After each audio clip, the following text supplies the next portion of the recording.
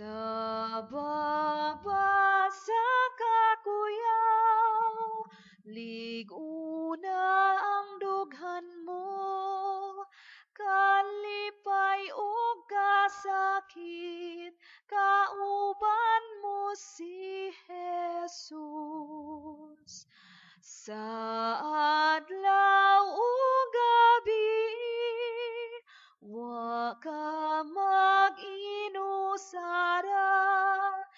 makita ug magtago, nagtan-aw siya kanunay.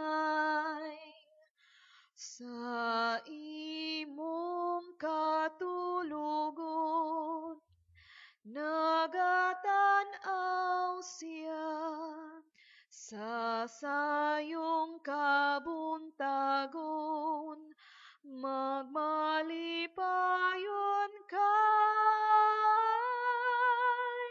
Sa baba sa kakuyaw, liguna ang dughan mo, kalipay o kasakit, kauban mo si Jesus.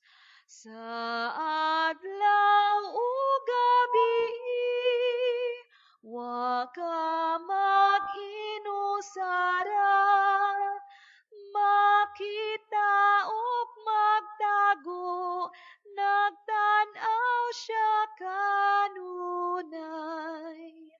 Sa imong katulugon, nagatan-aw siya. Sa sayong kabuntagon, magmalipayon